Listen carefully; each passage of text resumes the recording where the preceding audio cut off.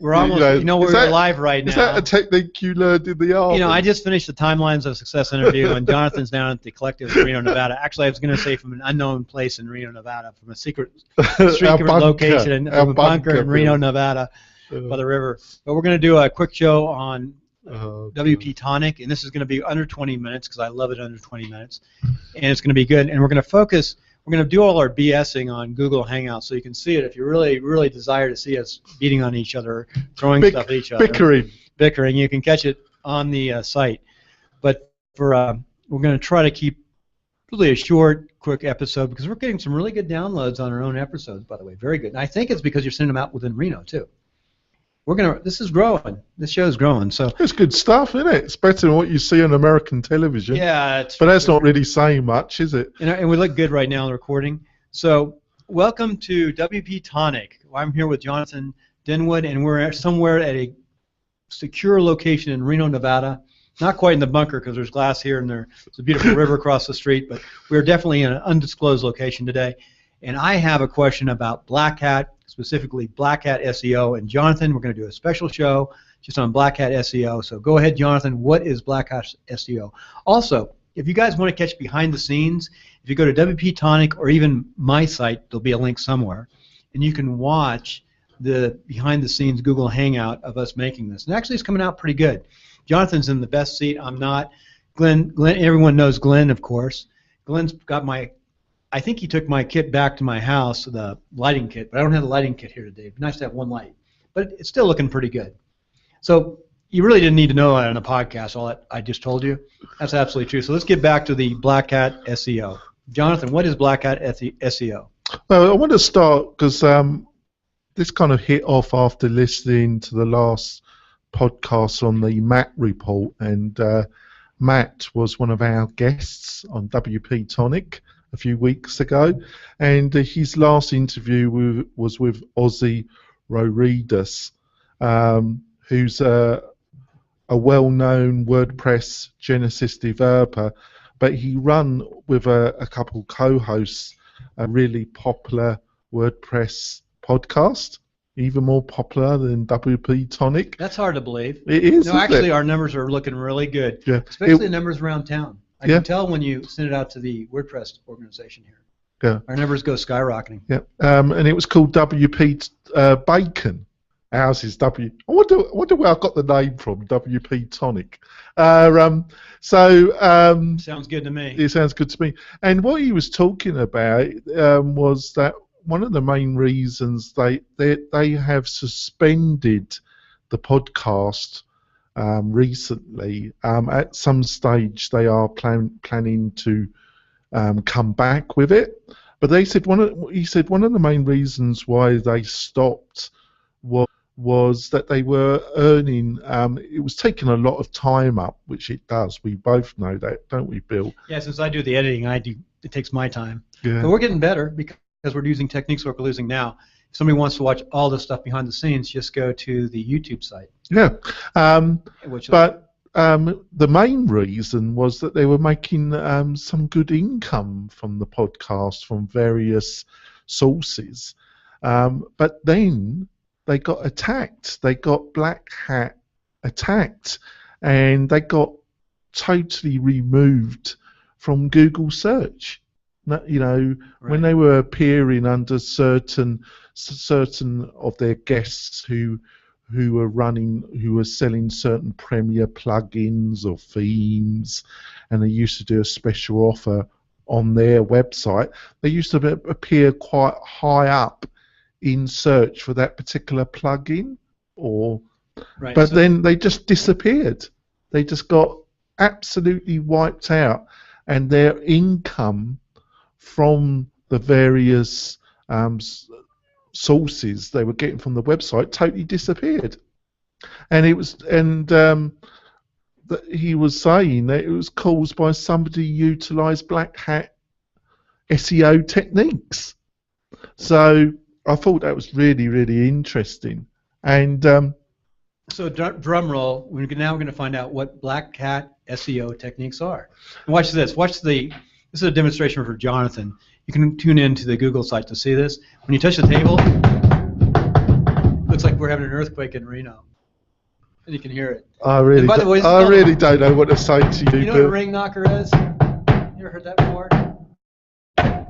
Come to a meeting, and there are a bunch of Army officers. You hit the ring. The ring's the West Point ring. It's a little snippet of information. So let's drive on BlackHat SEO. Yeah. So basically, what it used to be. I'll probably edit that out. Yes, I think that would be an excellent idea. Yeah. So drive on BlackHat SEO. Yeah. You might as well say it a fourth time because you've said it about 5 times. So drive on BlackHat SEO. Oh, God. Basically, it was a group of techniques that were utilized that basically were in opposition to the recommended techniques and way you should set your website up that Google recommends. These guidelines are available if you set up a Google Webmasters account. When you do that, on the help section, they give a list, a detailed breakdown of all the things they recommend to webmasters to make their site, make it easier for Google to index your site. Mm-hmm. And that they've been that Google have been recommending a similar list for quite a while. Things have changed through which one of Bill's obsessions, and it's totally right, is speed, the speed of the website. Right now, I do like speed. Well, that's why I like Genesis. Yeah. That's and that's one of the reasons why speed is important, is that Google's giving that more attention, and if your site is fast, it gives it more domain authority, and Google looks more kindly on the website. And also, it's a usability issue as well. So they have all these recommendations, and then they have a list of things they highly recommend that you don't do. And BlackHat SEO is fundamentally just like White Hat SEO. It's divided into two main areas. There's on-site BlackHat SEO and off-site BlackHat SEO. On-site is all the things that you can do with the code or with the site if you have access to it directly, like the page titles. There used to be what is called keyword stuffing. That was basically in the page headers and other parts of the website used to stuff keywords. This is an old one. There used to be invisible text. You could make text the same color as the background so people couldn't see it. Doorway pages, basically fake pages, all sorts of stuff. People used to concentrate on meta tags for SEO purposes.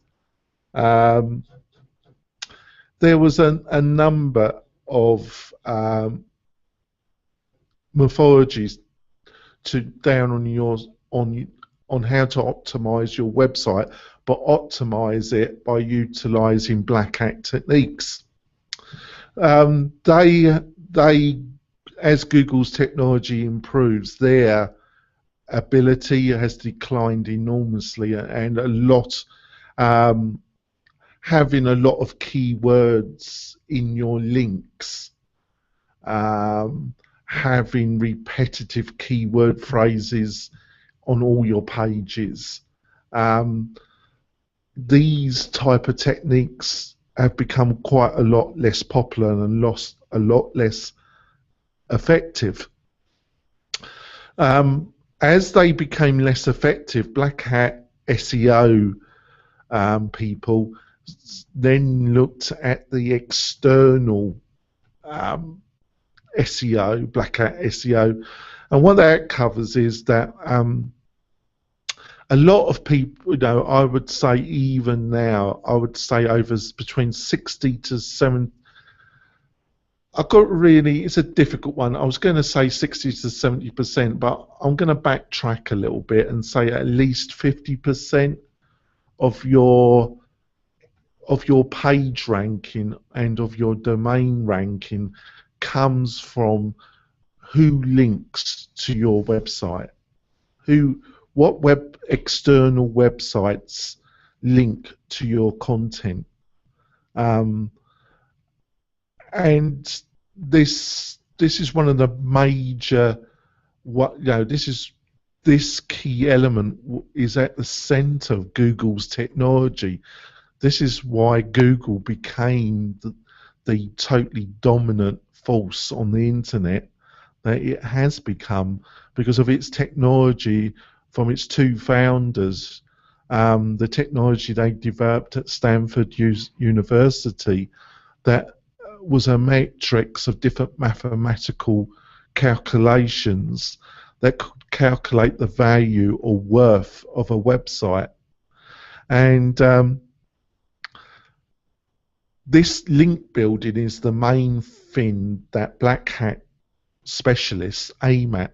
And basically they utilize, they used to like write a load of articles, and they used to get third world copywriters, and then they used to distribute these articles on article hosting sites, or they used to have their own server, a virtual network of servers that they controlled, and they used to buy, you have virtual servers, and they used to go to a hosting provider and they would buy a package of virtual servers at a special deal price, and then on those servers they would put their own websites. They would build a network of websites. Right, I've heard of this even being current.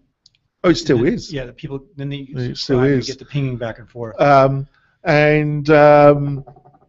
It gets quite insane, really, because these people have to make sure that their servers are not sharing the same IP addresses, the same band of addresses, because Google can sense that all these servers are pointing to the same kind of websites with the same range of IP addresses.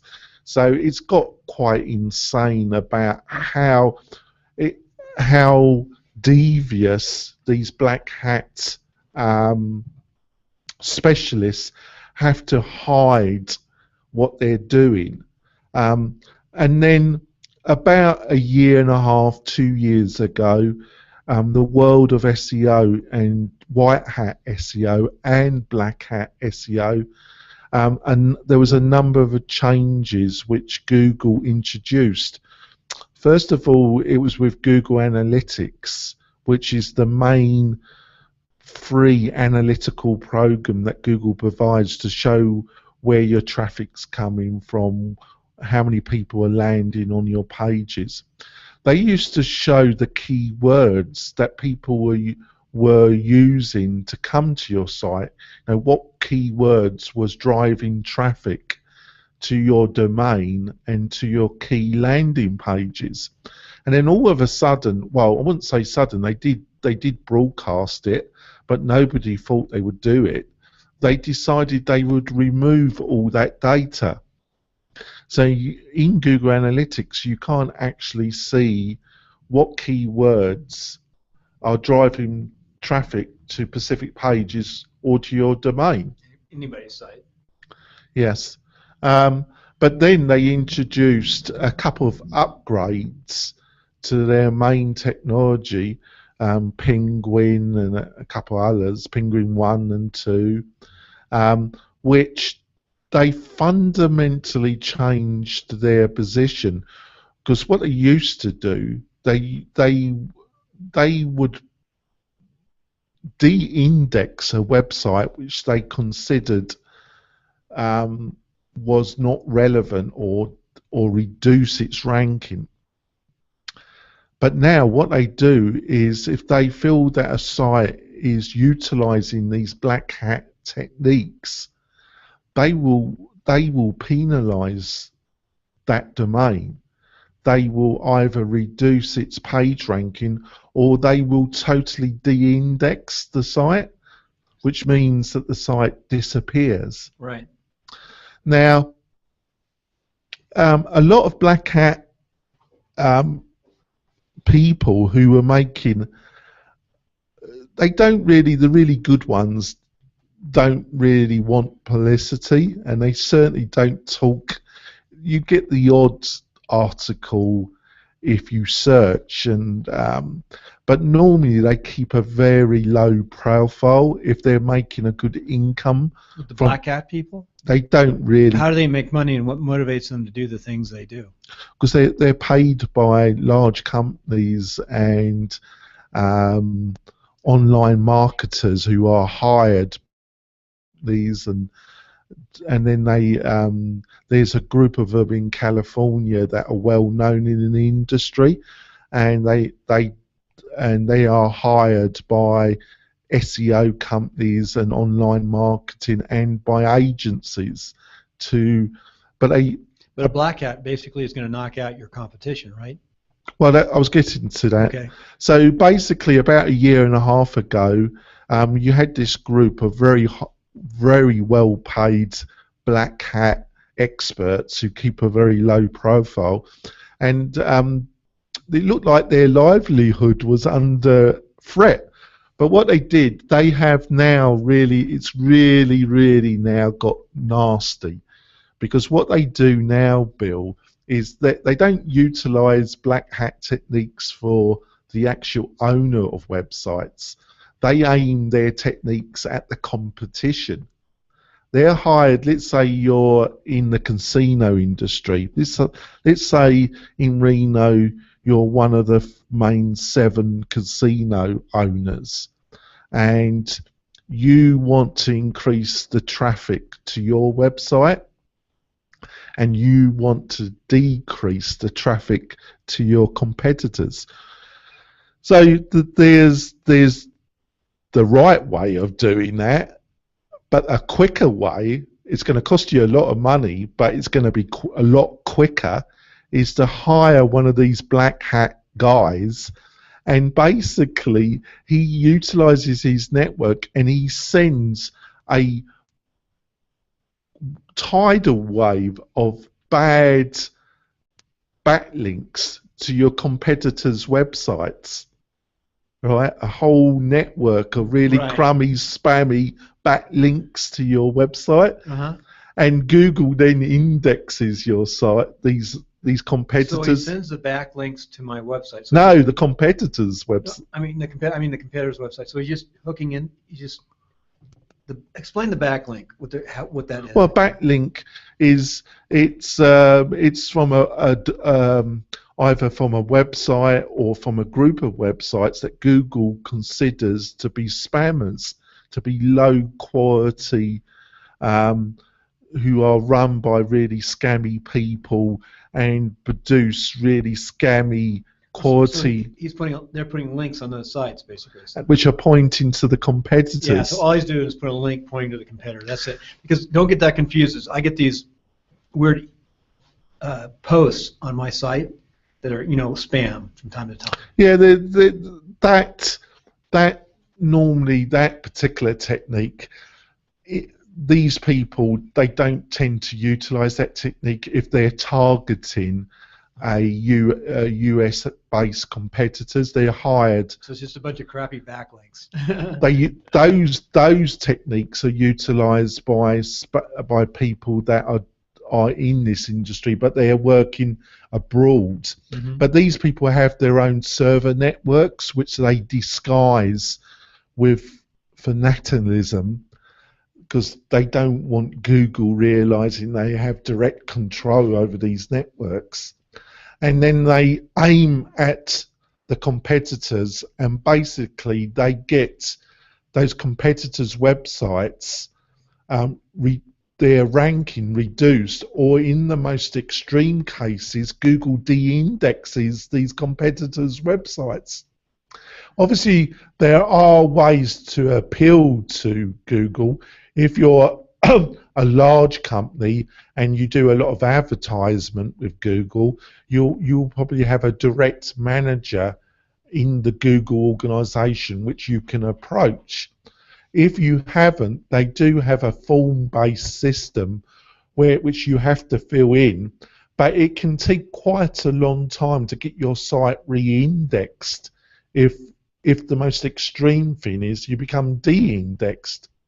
So these black hatters know this, so they can get some of the competitors' sites totally removed from the index for weeks, even a month, and the people they're being hired for then get an increased amount of traffic because their main competitors have been de-indexed.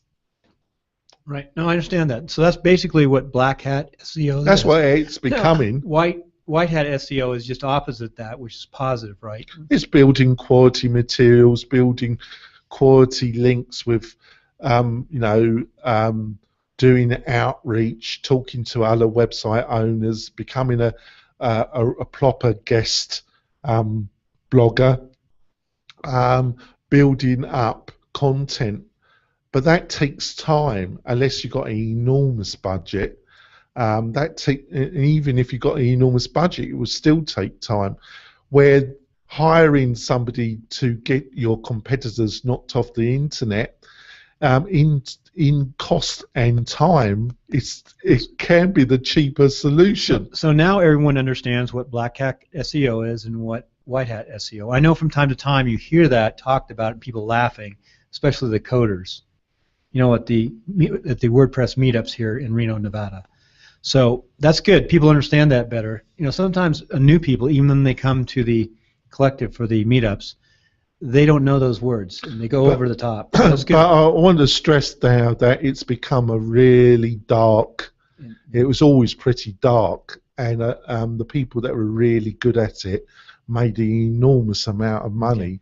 But now it's even become darker because we're talking about really destroying, if their livelihood is completely based on their website, mm-hmm. We're talking about actually destroying people's livelihoods. There are new rules and laws now. Like, for example, in mail, you have to be able to unsubscribe. You can't spam people in Canada and the United States. So I can imagine if something is intentionally done to destroy someone's site, that to me, there's two ways. You could go after that person if you could find out who they are, civil issues if it's done intentionally, but also it could be criminal down the road as the laws evolve, because you can't destroy someone's site. Well, there's been cases, especially in the gaming industry, where casinos have been approached by individuals outside the US from Eastern Europe and yes. from China, from the Far East, and they say, well, would you like your site to disappear just before this large sporting event?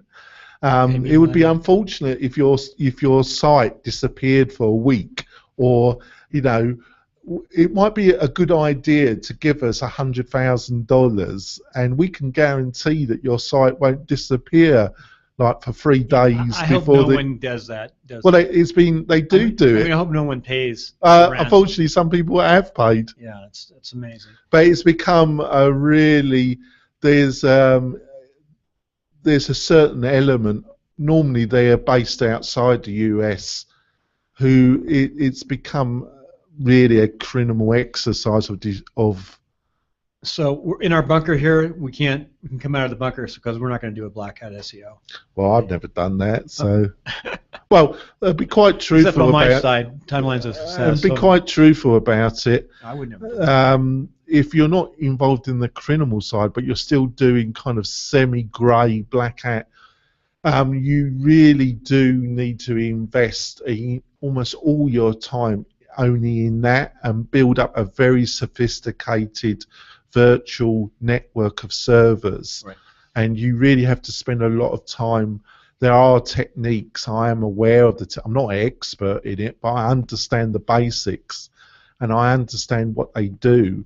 They have to really hide these servers from Google, and from Google realizing that they're utilizing specific IP addresses linked to specific servers in this area of activity. Well, Jonathan, in wrapping up the podcast today, anything you want to put out or say? Any conclusions? We talked about BlackHat SEO. I think we got it down. I understand it now much better. And I thought it might just been BlackHat, but it's BlackHat SEO. So anyway, very good. Very, very good. That's about it for today, I guess. Yeah, well, we've stay on the line if you want to watch more. You can watch it on the Google Plus a couple minutes after the show. Yeah, that's great. Thanks, folks. All right, take care. So I'm turning this off. Did I make any sense there? Yeah. No, it's good. And we did good here. Here's what I found. This is how we get more traffic from here to here. If we talk about something after the show that they want to come and listen to on this. See this, Jonathan? Also, this is on my page. If you want to put it on your WP-Tonic site, you can download this thing and transfer it onto your site. Where is it? It's on William Con. It's on mine. Can you send me the link so I can download it? Oh, yeah, definitely have the links. You can just go to my site and it'll be right there, too, on the YouTube. But I'll send you the links for sure. Send me the link and I'll make sure it's on the WP-Tonic YouTube channel. How do you transfer to WP-Tonic? Do you have to physically download it? By the way, I do. I've got a plugin, a free plugin that allows me to download it. See, this is what people are going to see after the scene. You have a free plugin which will transfer it. Well, yes, no. We'll transfer it between YouTube sites. No, it just lets me download it and then I have to upload it again. You know, the other day I was playing with YouTube and they're always changing, and it allowed just a free download because I didn't put the protection on it. Oh, well, if you don't, I'll just be able to... Maybe it's just me, but I think you can download it too. Oh, well. I think I give permission for anyone to download it. Oh, great. But look, I want to show you a couple things. Our sound is really good. I turned this off. Let me just turn this on to show you. What I do is I first tune the sound here between me, and then I match you here. Then I tune it on to here, so we're hitting the 5 there, and then I readjust here. And I do it on here, and I can adjust right here and here. This is my track, your track. This mixer allows us to have really good sound. And then mic discipline, which we're talking about, it's trying, and I failed on mic discipline the other day on one of mine, but it's always when I talk, ideally I really should have it like here facing you. They say this is the best way, but I'm looking sort of here and here, so maybe right here would be the best place for my mic, because there's a tendency to want to look up at you when I'm talking. Yes. And that hurts this sound here. So really, I should remember to have it here, and I forget too. It's called mic discipline within a podcast. I'm a bit disappointed with Amazon because I was supposed to get my Yeti 2 days. Thursday, but I won't get it until next week. Why? That's very unusual. It must be out of stock. I'm on Prime. I'm not. I got one for $90 the other day. What did you pay for yours? I got the kit. Oh, I got the spit guard and the ear for. Prime is a really good thing. It's 2 days free. It's 2 days free mail. Anything free period. Yeah, I think it's because it was semi out of stock. That's the only thing I can presume, because even out of it, I normally get it in about 4 days. And the other thing too is in the Blue Yeti, I'm still playing with. What do you think of the quality compared to these mics? This is still better than the Blue Yeti, dollar per dollar, but it takes more mic discipline. The Blue Yeti and more setting up is forgiving. Yeah, Blue Yeti, you just stick it right in here. Well, not really, because you can plug in right here the USB. It has both USB and CDX, coax, whatever this is. I should know, and it plugs into here. Could you put it in percentage terms, the difference in sound quality between this and the Blue Yeti? The other thing I can't do is I can't take the Blue Yeti and plug it directly into here, so it doesn't work with my mixer. This is a Blue Yeti, I would say, is a 90% solution. Right. This is a 92% to 95% solution. And then a 98% would be the Heil PR40. And then to go to 100% solution, you're going to spend $3,000. Yeah. To get that no one gets the last 2%. No. And then with the sound equipment, if you learn to use the post-production sound, I use Adobe Audition. Which you like now a lot. Adobe Audition is the backbone of the industry, these in the music industry, but there's things higher than Adobe Audition. Yes. But you can adjust the sound one more time from there. This is a good show behind the scenes. We have I don't know if this is showing live now. You can watch it now, but we have a WordPress meetup. What's the day of the WordPress meetup? It's next Thursday. I think it's the 11th. And what are you going to go over? Is that the Reno Collective? We're going to talk about WordPress visual page layout tools, mostly plugins, because there's a number of them that provide a kind of theme, but the ones that we're going to be talking about provide either a theme and a plugin or just a plugin, which allow you to basically construct pages without having to know that much about code, CSS, or PHP. Right. You know, they come with a visual kind The of visual, yeah, and that's really popular. But I think those are the sites where you can slow down a web page too. I read after you brought that up. I did a bit of research on a couple people's posts who I think their opinion, they really know what they're talking about. And there's one article, and from blah blah blah blah. I can't remember, but he was doing a comparison, and no, actually, it doesn't seem to make. He was looking at a few of them, and he was looking at your beloved Genesis, Right. and he really liked it, but it wasn't on the top of lists when it came to speed. What was on the top of the list for speed? It was that Highway. You remember that Highway? I don't think it was on my list, Well, but it's a very popular visual page layout system. right. Well, I'm going to be gone for a week. Well, I think the next show in a couple of weeks from now, we can both research it. Let's do it on speed of sites, how you make a fast site. Because I talked to one of my interviews I did on Timeline of Success. His site was so fast. I said, how do you do that? And he just every picture was plugged in. He just worked at speed within really making the site fast. There's some tricks. Oh, they're definitely. And we'll list those tricks. We'll write it out and do a show. Well, I think what the main problem, Bill, is when it comes to speed, and it comes with one of the main attractions of WordPress are plugins. Mm-hmm. The problem is it's not really said in the WordPress industry really, but a lot of developers. Well, I consider myself to be a web designer and an online marketer and a front-end developer, and I learnt PHP, and I learned enough PHP to allow me to customize the front end of WordPress sites. I never came into this industry to become a PHP programmer. Mm-hmm. And I never came into this industry to become a PH engineer. And there's a group of really talented PHP programmers who became WordPress developers, and they look down upon front end developers or people that came into the industry from a different background. And I think it's unfortunate that they have that attitude, because I think there's a lot of people from my background where we still provide enormous value to our clients, because we have the business strategy, we have the SEO strategy. I agree with what you're saying. You need that. You're like the in between. Some coders are clueless. A lot of them that are really very good at it. They got no visual ability, and they certainly know nothing about SEO or. Yeah, and in business, I'm sure a lot of those guys run out of money. The coders, they go in and they have. Well, they make a really good living because they're very good coders. Right, they're good coders, right.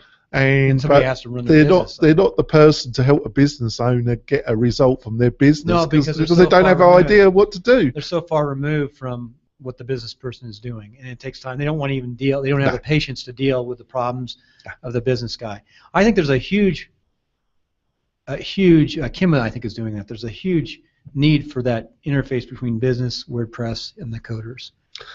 So I've become better at my PHP, and that was my phone, folks. But we're not recording. Mine is actually off. This is behind the scenes, so I don't really care, and I'm easy as long as I don't have to edit. Yeah, I'm going to put it on silent. By the way, Jonathan, in closing real fast, because I got to get going. I got to take some stuff to my daughter. And you have a client coming in, don't you, right now? Yes, I do. She's coming in here? Yeah, she's coming in. It'd be nice to come in and say hi. Anyway, this is working pretty well. I really like this. This, I think, gives you some SEO too, because I think there's some linking back and forth. They're saying that these YouTubes are actually helping. Oh, I think they're really important. Are really important within the site. So it's kind of fun behind the scenes. I might link them behind the scenes on Timelines of Success. Go back and get some of these prime ones. But I'm going to show you something really critical when you do these Google Plus Hangouts for you out there. Is make sure before you do anything that you hit stop broadcast. Just don't shut down your computer. Because if you don't say stop broadcast, what happens is it doesn't close the loop and you'll lose the whole show. Oh my God. I've lost one show that was really good. It's just because I didn't hit this stop broadcast, which is the red button in the bottom. You can see I'm not bouncing up to the top like I'd like to do right there. So that's called my lack of mic discipline. See, I'm moving my mic around. So you want to get the mic hitting all fours. I do the final adjustment with this. I turn this back up, and that's my final adjustment. And also on here, I balance this. So we're getting some good sound as long as we have the mic discipline. And by the way, I think the Blue Yeti is a good place to start as a I have that as a backup. I still don't like it, and one last thing. I was listening to a podcast today from a guy who wrote a book that's like huge, and this guy is huge within the online industry, and he started podcasting a while back, and he's got enough money to buy anything, anywhere, any place. Mm-hmm. And he's a guy who does stuff very quick and figures out systems. I just cracking up today because he was making mistakes on the editing of his podcast that I made when I first started a few months ago. He was overcorrecting on Adobe Audition or whatever he's using. Maybe he's trying to do it himself or didn't have the expertise in there. But he was actually trying to make it so nice that he washed out some of his sound, and you get that really sort of sound behind. So it's even the experts in this business don't do it right. Oh, you know what we're going to do? Let's try to do this. Let's try to show you a commercial real fast. That went on Glenn, and then I'm going to go back. We're going to finish this up just for fun. I'm going to go to screenshot, and my question is, where is your page? So this is the best way to do this. Let me cancel the screenshot. I'm going to bring up a brand new window here. Go right click. I'm going to go new window, and we're going to bring up that site. Where would I find that? On YouTube, isn't it? Yes, MailRite. MailRite. So I got to put it in YouTube. Let's go to MailRite. I should have had this set up ahead of time. MailRite. By the way, while we're talking, tell people what MailRite is. No, without the hyphen. Let's go for Mail. Tell people what MailRite is while we're. Well, MailRite is it's aimed at the real estate professional, and it helps them keep their relationships in the community healthy, and it helps with what I call e-nurturing. Most agents rely on a local referral network of prior clients, people that bought houses or they've sold houses for clients, and also the other people in the community that they've built relationships with, and these people are the main source of referrals to these agents. And there's a top element of agents that make enormous amount of money, and then there's, I would say, about 30% of agents who would like to become what are called top performers. And I would say the main difference between the top performers and the next 30% who want to become top performers is the top performers have systems. They have internal systems. They have systemized. Well, I would say they have systems to manage farms. We call it farms in real estate. Yeah. A farm is a personal farm, which all the people you know, whether it's their email or phone number, their contacts, you're making contact with them different ways. And a geographical farm is a physical farm where you get from the recorder's office a subdivision, an area, and then you get to know all the people in that geographical area. You get signs up, and they get to know you because you have your signs. You market, mail, and then, of course, what your product is here is the element to manage. It's a management system to manage their email addresses, to drip in letters that are pre-written that you design and play with. Well, they're newsletters, they're fun messages, because people, there's a whole host of industries that your main referral source really don't want to hear about. They've bought their house, they've sold their house, they're not in the market. So sending them your normal outreach materials really isn't going to work with these people. and your referral, your physical farmer people, sending them out your normal marketing materials isn't exactly going to get you results, because they're not actively looking for a house or selling a house Oh, either. right, you're like another level. I got you. Right, That's all but the you other still people. want to keep in contact with Yep, them. I got it. It's Right, it's the secondary. We call that in the old days the secondary contacts, which really don't help you right now. Those are you build them over years. But they become the people that send your Stay in contact. your real prime sources, though. It's a ladder system, and the top performers keep the lower level, the medium level, and the top level. The people who are ready to buy or they sell keep today. them all engaged with them, and they have systems. And what Mailrite, through our email marketing system and also through our social media calendar scheduling system, we keep you in front. Right. Keep your name and your face in the front social media marketing system will be that Twitter. Well, it's the calendar system. The calendar. It shoots out of Twitter or whatever you want. Facebook, Twitter. And you can do like a lot of them, and that's really important. Plus, another thing that's going to happen too on that Twitter and those other accounts, you're going to find other people are going to find you. Exactly. That's the third level. So I actually am starting to. It's funny. I come from the real estate industry. Jonathan, of course, is the WordPress expert in coming together, and I'm really starting to see his side, and I think he's sort of learning more about the real estate. It's been invaluable having you as a friend, Bill, because you've really kind of immersed me in the real estate culture, and I see what you're doing I was lacking in. But I think instinctively, even though I wasn't immersed in that culture, I think for some subconscious reason, I have luckily developed 2 products that will be really very useful to the real estate agent. Hey, let's finish up today because you got a client coming in. And I got to. Here, by the way, here's the rest of my day. You'll go drop off some stuff with my daughter at the high school. I've got to go back, edit a show, then pick up my daughter and her friend, and we're going to go up to Lake Tahoe, which only takes me 50 minutes. We've got a great place up there to stay for the weekend. Then my wife will be up there with the girls. She's got 3 girls up there, my 2 daughters and another girl. Supposed to be a 4th. And I'm going to head back down because I got to take care of the dog. And that crazy dog of yours. Oh yeah, it's a nice dog. You've seen it. We've got a great nice, lab. But it's crazy. Took the lab out today, and it was fun. It is crazy. A lot of work too. It's our 3rd or 4th child. We got it. Yeah. So anyway, I'm going to play Mailrite as we finish up today, and this is fun. We'll see see if we can what it looks like when we play it. We're playing on YouTube. You're watching the screen right now to finish up. Here's Glenn Fashard. Glenn's pretty good. You use that background because that's the background you had, Jonathan? Well, we thought it would be a good one. It really brings Glenn out. He's wearing a black suit, too. But still looks good. He's so good. He's a natural guy.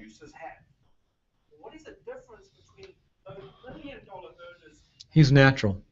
If you guys can see this is Glenn. I'm watching the commercial. I watched the take of this commercial the other day. And if you don't mind, how much did you pay for this commercial? Glenn volunteered for free. He's volunteered. I'm going to help him with his website. Yep, that's a good thing. How much did you pay the studio? I think it's going to cost me about between $300 and $400 for the time and shooting. Did he edit the whole clip out and give it to you on the? I'm getting it next week. This is the provisional. This is the low resolution. How did you get that? A lot better. How did you get this one? He sent it to me. Well, this is on YouTube? No, this is a funny story, actually, Bill. This shows you the madness of people. Mike, who's the guy that owns this studio, he's a really nice guy. That was Mike who was there, right? Yes. Okay. He owns the facility, and he's a nice guy, but he's got this thing about people stealing everything.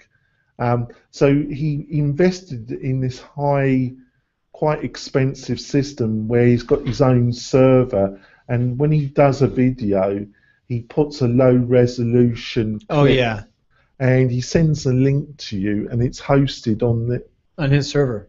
And so, but you put it onto YouTube. So he thinks it's all secure, but what the problem is, there's a number of plugins that allow you download the file. They're still online here. And I just download it, you know, but because I wanted to get it up quick to show people. There's a lot of things you could do. You could do a screen capture. I've done that. Yeah, but you spent all this money on this security system on and the it's Mac, so you can use deluded. screen. But the best thing he did is he kept it low resolution. Yeah, That's what he did, and I understand exactly what you're saying. His industry, we could talk about that as we finish up, because he was literally everything. He's got a great voice, wonderful looking studio. It's an old studio. It's He owns a superb studio. He's made a lot of money in the day, but the whole world is changing. When I can do this right here and get a pretty good clip, or have you seen Glenn's clip? Hey, we're going to finish up today, and I'm going to show Jonathan. You know, I'm going to try to do something right now. Watching the stream. Watch you're this. giving up on Glenn, are you? Oh. What? No, we got enough Glenn. Yeah, but you've had enough. I'm going to show you. No, we're going to get more Glenn. We're going to go to timelines and finish up. Here's timelines of success. I want to show you today's show. I throw this on for Glenn. I wish Glenn would take this down, the Secret Success Blueprints for his cover. That's his product. He's making a little bit of money, but not much on that. But he's making money other ways. But he does this every day, and this is a really good little flick. He does that with his iPhone. Isn't that good? Watch this for a second. Oregon? He does this every day. He's in Northern California along the beach. He's working on a road project there. He goes and works there. But he's got his dog with him too. He's doing that with an iPhone, just holding it out, walking along. It's amazing. But look how good that is. That's good enough. Yes. That's the message. I'm going to show you. Bye, Glenn. So that's a good way to finish this long YouTube. Now, as long as here's how I don't screw it up. I make sure I go here. And then we're gonna go ahead and take this off so we can wave goodbye. Oh crap! I didn't want to do that. Oh, I did. It worked. Because again, I don't want to lose the show. No. And then we'll goodbye. Now I gave Lynn the light kit. I think he took it back to my house, but I missed it because we were passing in the night. So busy here. But if I had a light kit and I was shining it up, I would look better. You look good. You're actually in the best place for the light. I've learned the light in this place. That corner right there is good natural light. This is actually good for visuals if we have another light shining over this direction. So it's a lot of fun. We're going to hang up for the day. Until next time, I'm going to be gone for 2 weeks, so see you in 2 weeks, or I'll be on. Jonathan and I will be together in 2 weeks, and we'll do that next show where we talk about for WP-Tonic. So we're going to talk about now. I said it earlier. Oh yeah, I forgot what we're going to talk about. But we got it down well after court. Speed. Speed. Yeah, how can I forget speed? Speed. How you make your WordPress website speedy. The other thing too, we could send out a message to people like is Mike. I like Mike. He had a great voice. That the world is changing, and you have to adapt to the world. Everyone can make a pretty good little flick now with their phone. They're doing a lot of high def stuff on the phones. That's commercial group. I think. Yeah. Well. Look at Glenn. We just looked at Glenn's. That's pretty effective. It's Glenn about can make one of you running around. MailRite walking through the houses, you know, this is why you need to use MailRite because everyone's going to come out and say, list my property. We have to agree to slightly disagree about that. Okay, good way to finish. That's a good. I'm happy we're back to normal. Right, bye. Our bickering.